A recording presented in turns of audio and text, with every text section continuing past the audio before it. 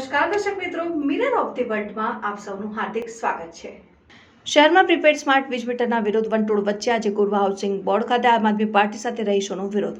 વડોદરાના છેલ્લા કેટલાય સમયથી સ્માર્ટ વીજ મીટરનો કકળાટ સામે આવી રહ્યો છે અને આજે ગોરવા વિસ્તારમાં આવેલ ગુજરાત હાઉસિંગ બોર્ડના રહીશો સાથે આમ આદમી પાર્ટીના વિરેન રામીની આગેવાનીમાં વીજ કંપનીની સામે આક્રોશ વ્યક્ત કર્યો હતો અને સ્માર્ટ મીટર હટાવો અને જૂના મીટર લગાવવાની માંગ બુલંદ કરી હતી। ગોરવા વિસ્તારમાં આવેલ ગુજરાત હાઉસિંગ બોર્ડ ખાતે 500થી વધુ મકાનો આવેલ છે। ત્યાં મધ્યમ વર્ગના લોકો રહે છે અને તેઓની મહિનાની આવક 10 થી 12 હજાર રૂપિયા છે। સ્માર્ટ મીટરનો સખત વિરોધ કરી રહ્યા છે અને બીજી બાજુ કોઈ સાંસદ, ધારાસભ્યો કે નગરસેવકોને જ્યાં સ્માર્ટ વીજ મીટરો લગાવવામાં આવ્યા નહીં, સાથે જ મધ્ય વર્ગના લોકોને આ મીટરની ઘણી હાલાકી વેઠવી પડી છે। અને વધુમાં તેમણે ઉમેર્યું કે 2003માં સરકાર દ્વારા કાયદાની શરૂઆત કરવામાં આવીને કોરોના કાળ દરમિયાન કાયદો લાવવામાં આવ્યો। કાયદાને અમલમાં મૂકવામાં આવી રહ્યો છે અને સ્માર્ટ મીટર સરખું છે તે વાત સ્વીકારી ન શકાય। આ બાદમાં ઇલેક્ટ્રિસિટી સેક્ટરને ખાનગીકરણ તરફ લઈ જવામાં આવશે અને બાદમાં ડાયનામિક ચાર્જીસ શરૂ થશે। તેમાં દિવસ દરમિયાન ઓછો ચાર્જ લાગશે અને રાત્રિ સમયે વધુ ચાર્જ વધારે ગણાશે। ઉદ્યોગમાં ચાર્જ વધારે છે, તેમાં સમાનતા લાવવાનો પ્રયાસ છે। વિરોધમાં આજે ગોરવા વિસ્તારમાં આવેલ ગુજરાત હાઉસિંગ બોર્ડ ખાતે ભેગા થઈને સ્માર્ટ મીટરનું સખત વિરોધ પ્રદર્શન કરીને સ્માર્ટ મીટરના બદલે જૂના મીટરો લગાવવાની માંગ કરાઈ। મારી છોકરી બંગલો કામે જાય છે। હું વિધવા છું। મારી છોકરી તકતા છે, છૂટું કરેલું।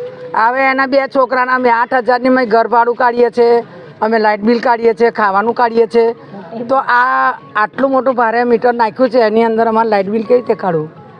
હે તો અમે પૈસો કઈથી લાવીએ? અમે માન બંગલા જીએ છે, બંગલા એટલા પૈસા નથી મળતા। તો આ ગરીબ માણસ કઈથી જીવવાના છે? કે મારી નાખવાના ધંધા કર્યા છે કે જીવડાવાના ધંધા કર્યા? જ્યારે વોટ જોઈએ છે ત્યારે તો તમે ખુરશીમાં પોરા થઈને બેસી જાઓ છો। તારે એમ નથી કહેતા કે અમને વોટ ના આલશો, એક ઓછો હશે તો ચાલશે, એવું થોડા કહેવા આવે છે?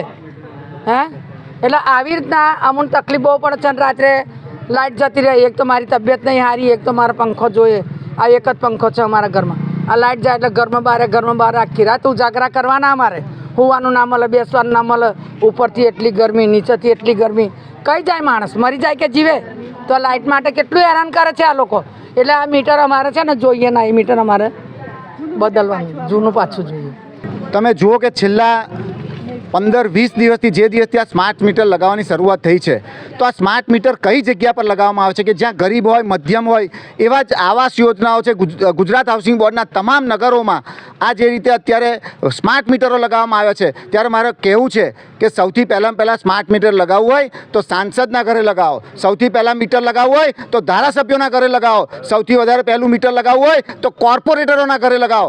પરંતુ એમના ઘરે ડિજિટલ મીટર અને અહીંયા ગરીબ હોય, મધ્યમ વર્ગ, એમના ઘરે સ્માર્ટ મીટર। આજે તમે જુઓ કે આ મધ્યમ વર્ગનો વિસ્તાર છે, અહીંયા 1200થી પણ વધારે હાઉસિંગ બોર્ડના મકાનો આવેલા છે।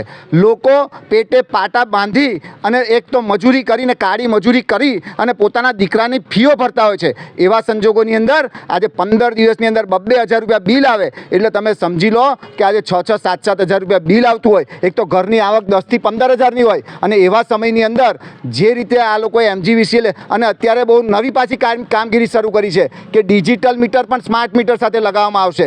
તો ભાઈ, સ્માર્ટ મીટર જો તમારે લગાવવાની જરૂર હોય અને ડિજિટલ મીટરની વેલિડિટી 15 વર્ષની છે, તો આ 15 વર્ષની વેલિડિટી છે તો પછી શાના માટે જો તમે એવું કહેતા હોય કે બંને મીટર એક સરખા ચાલે છે, તો જો આની 15 વર્ષની ડિજિટલ મીટરની વોરંટી ગેરંટી છે, તો અમારી માંગ છે કે અમને જૂના મીટર પાછા આપો।